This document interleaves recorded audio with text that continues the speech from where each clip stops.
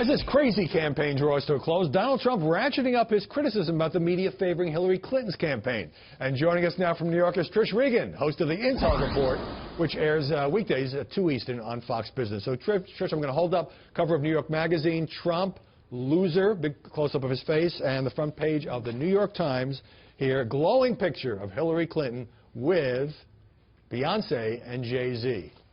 Thoughts on that? Well, first of all, don't get me started on Jay-Z, because you want to talk about someone who is demeaning to women. That is Jay-Z. If you go and look at any of those lyrics, and we did this week on the Intel Report, and, you know, look, I can't even repeat them. I wouldn't even dare repeat them on the air. They are so horrible.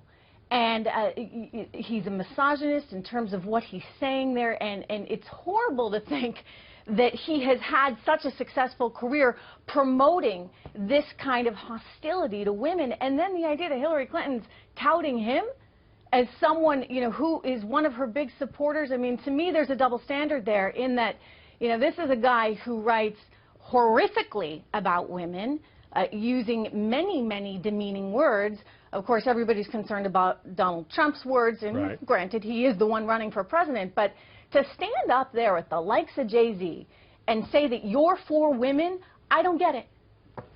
Now, Trump, of course, has complained, and I've talked about a lot of the coverage of him being imbalanced in the sense that he gets a lot of media scrutiny, far less for Hillary Clinton. And some of it's, you know, absolutely legitimate. Trump Foundation, his business record, charitable contributions, the statements. But has there been, in your view, any comparable, or I should say, not that Clinton hasn't been covered, but a comparable level of scrutiny of the Democratic nominee?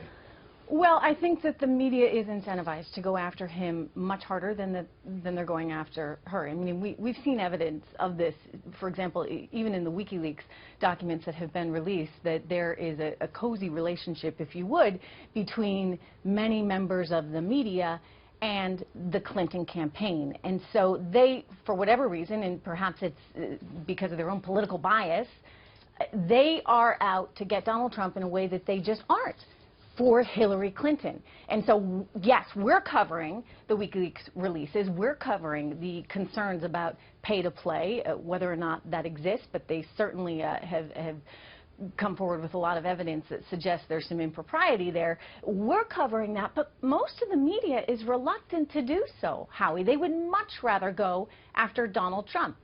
Well, I think that people get that. There's a USA Today poll by nearly 10 to 1.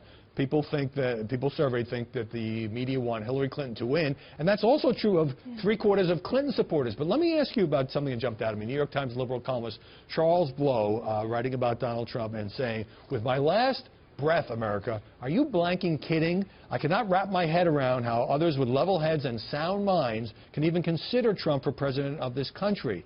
And to me, that's insulting to the people who, millions of people who support Donald Trump, when somebody says, oh, I can't even see how anybody could even consider the guy. Well, you know, Charles is living in a bubble where he just doesn't get out much, I guess, because if you go anywhere in this country outside of some of the big metropolitan areas, what you see is that people are really hurting. They're hurting economically. They have lost their jobs. They have lost their jobs to places like China and Mexico. And so that is why this message is resonating. They don't like big political establishment types telling them what they should do.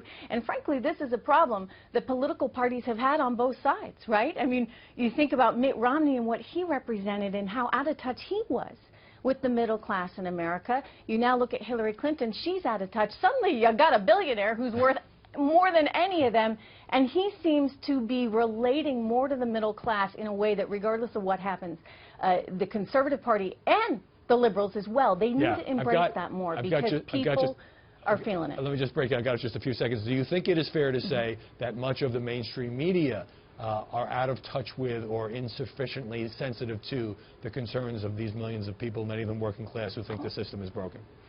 Yeah, of course, because mainstream media, I mean, you know, people are highly educated. They're living in affluent areas.